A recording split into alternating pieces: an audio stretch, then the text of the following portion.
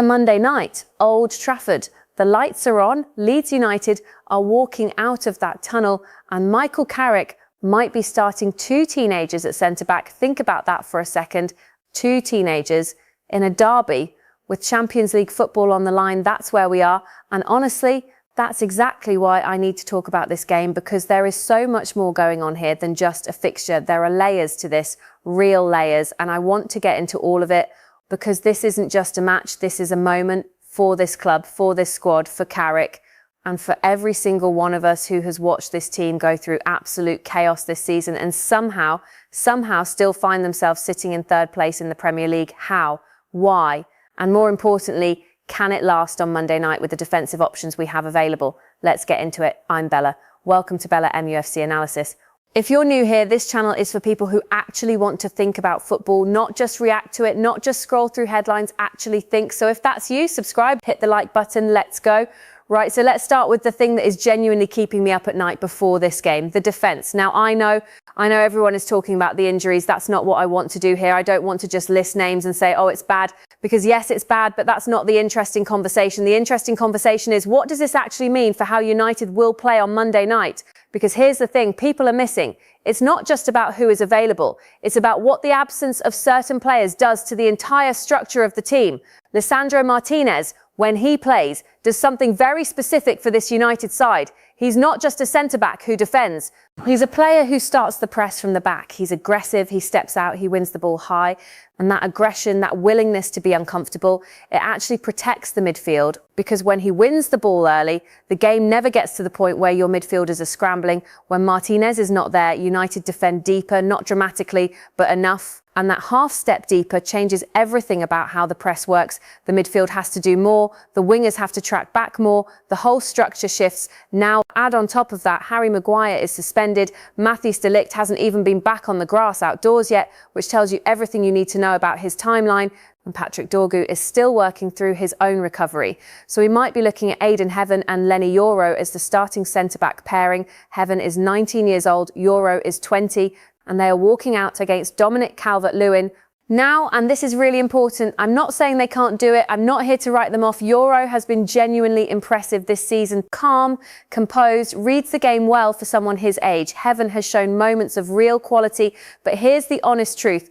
Calvert-Lewin is not a player you can handle with just natural talent and good positioning. He is physical, he bullies defenders, he uses his body in the box in a way that young centre-backs, especially ones who haven't faced that kind of power before in a high-pressure atmosphere, can find overwhelming. And here's what makes it worse. Old Trafford on a Monday night. That atmosphere is going to be electric. That kind of noise, that kind of tension in the air, it adds pressure. And pressure affects young players differently than experienced ones. It just does. But here's the thing I keep coming back to. Carrick knows all of this. He's not stupid. He's not naive. He knows exactly what he is potentially asking of these two lads. And the fact that he is still publicly refusing to commit to starting Martinez, even in this situation, tells me something really important about his approach. He's not going to be pushed, not by the fixture, not by the pressure, not by anyone. And actually, for me, that's leadership. That's the right call, because think about Martinez's injury history for a second. Since 2022-23, one single metatarsal fracture and the various issues since, he has spent over 660 days on the sidelines. Across club and country, he's missed nearly 100 matches. That's an extraordinary number, and that tells you something very clear about his body. It tells you that every time you rush him back, you're rolling the dice with weeks or months of unavailability. So yes, maybe starting him on Monday carries some risk. And Carrick, to his credit, is saying, no, we make the right call, not the easy call. Now, here's where it gets really interesting. What if Martinez starts from the bench? What if Carrick uses him as an impact substitute, brings him on at 60 or 70 minutes when the game needs experience, when the pressure of defending a lead or chasing one is at its highest? That's actually a really smart way to manage his return. You get him involved, you protect him from 90 minutes, you give him match sharpness without the full physical load.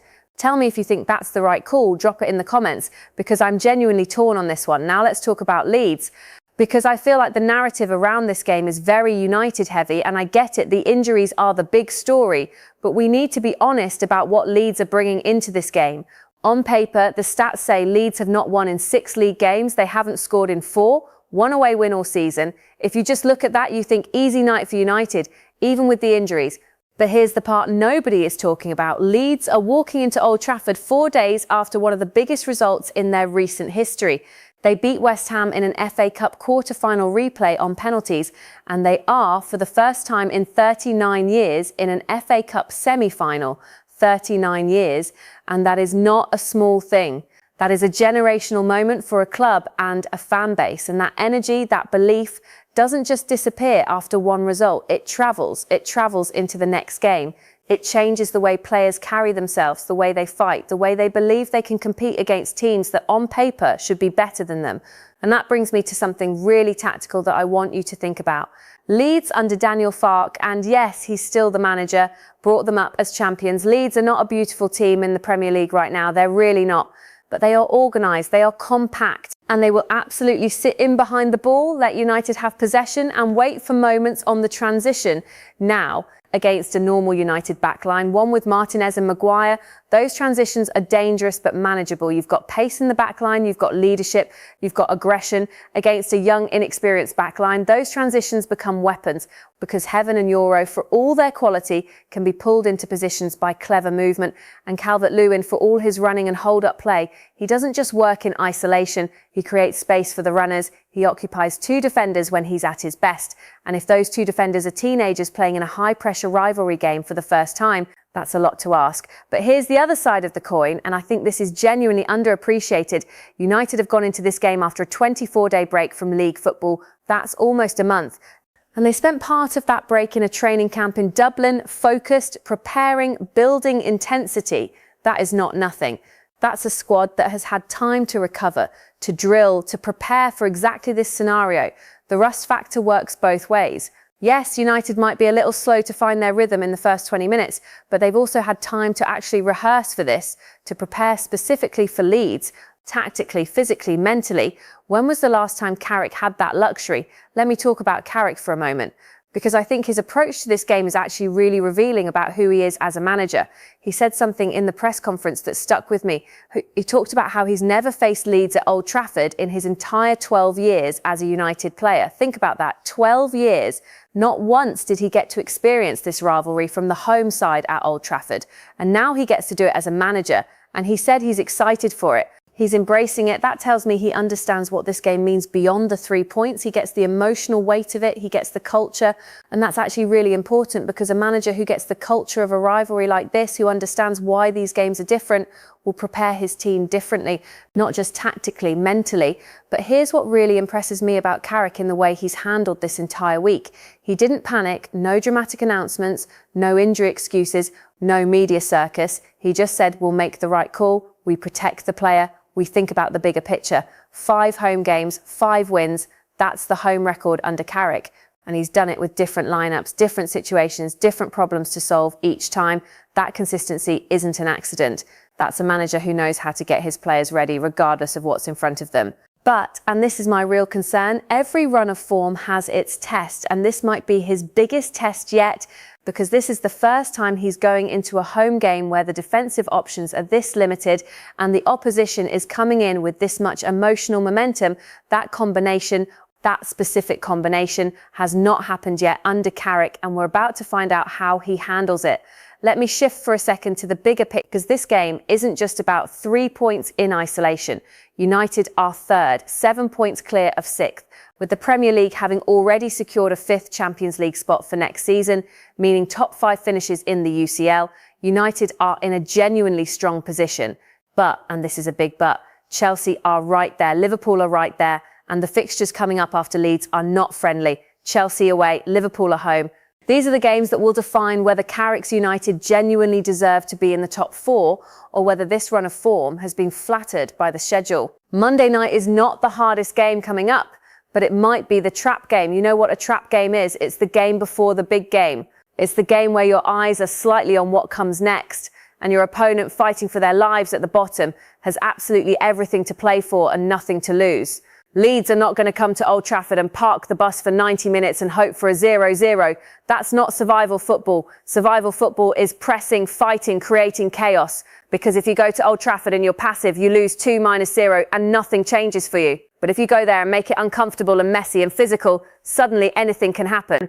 With the centre-back situation United have right now, This is exactly the type of game Leeds will target. Here's my what-if scenario. What if Leeds score first? What does that do to Old Trafford? What does it do to a young backline? What does it do to the atmosphere? Because here's the thing, Old Trafford, when things are going well, is an incredible atmosphere. But we've seen it this season, when things go wrong early, that ground can get nervous, and nervous fans make players nervous, and nervous players make mistakes. That moment, that potential moment of Leeds scoring first, is the thing I'd be drilling out of this squad all week if I was the manager. How do we respond? What do we do in that moment? Who takes the ball? Who calms it down? Who leads? Without Maguire, who is the voice at the back? Who is organising those two young centre-backs? This is a question that genuinely doesn't have a clean answer right now, and it worries me. It really does. Now, I want to give you a different angle on this because I think the focus on the defensive injuries is almost making people forget something really important. United's attack has been really good under Carrick, really good. Bruno Fernandes, operating in a free role behind the striker, has been creative, direct and genuinely dangerous. Matheus Cunha has been a revelation since Carrick came in. The way he presses, the way he links play, the goals he scored, he's been enormous. And with Sesko and Mbeumo also in the mix, United actually have real firepower going forward. And that matters enormously against a Leeds side that hasn't kept a clean sheet comfortably in weeks. Because if United can get their press right, if they can get the ball high up the pitch, play quick combinations in tight spaces, Leeds don't have the defensive quality to consistently deal with that. Here's the tactical thing I really want you to think about. Leeds will look to sit compact, fine. But if United can use their fullbacks high, really get them forward into advanced positions, they can create numerical overloads wide. Bruno can pull into narrow spaces. Cunha can drop deep to receive in turn. And suddenly what was supposed to be a defensive masterclass from Leeds starts to crack. The question is whether Carrick is willing to commit his fullbacks forward when his centre-back partnership is so inexperienced, because every time your fullback pushes up, the centre-back next to him is exposed to a diagonal run or a long ball in behind. That's the tension at the heart of this game tactically. Go forward and risk the centre-backs being exposed, or sit compact and give Leeds too much respect, which actually plays into their hands by giving them shape and organisation to work with. I genuinely believe Carrick will attack. That's his philosophy. That's been the identity of this team since he came in, and I actually think that's the right call. Because a passive United, especially with a young backline, is more dangerous than an aggressive United that puts pressure on Leeds to defend. If you can score early, if you can make the atmosphere electric in those first 20 minutes, you take the crowd with you, you take the momentum, and suddenly Leeds' game plan, wait for the transition, hit on the break, falls apart because they're chasing the game instead of sitting in it. Final thought on this game. And this is where I leave you with something to think about. There's a narrative out there right now that Carrick is just surviving, that United are doing well by accident, that the injuries are hiding the real problems, that once we get to a really difficult game with limited resources, the cracks will show. Monday night is that test. This is the game where we find out whether Carrick has genuinely built something, a real identity, a real belief in this squad, or whether the run of form was just momentum and good fortune. And here's what I genuinely believe. I think United win this game. I think they make it uncomfortable. I think Leeds create one or two moments that make Old Trafford hold its breath. But I think United's quality in the final third and Carrick's ability to organise, to prepare, to get the absolute best from every single player available tips this game in their favour. But I'm not comfortable. I'm never comfortable in a game like this because football doesn't care about your injury list. Football doesn't care that you should win. Football rewards the team that is the most organised, the most motivated and the most committed on that specific night. And Leeds, with 39 years of FA Cup history riding on their backs, fighting for their Premier League lives, walking into one of the most iconic stadiums in world football under the lights on a Monday night. Leeds are going to be absolutely ready for this. So the question isn't whether United should win, the question is whether they will. And the answer to that question starts with whoever lines up at centre-back on Monday night. Drop your predicted starting lineup in the comments. I want to see what you're thinking, especially at the back. Do you start Martinez? Do you go youth? Do you do something different? Let me know. I read every single comment on this channel.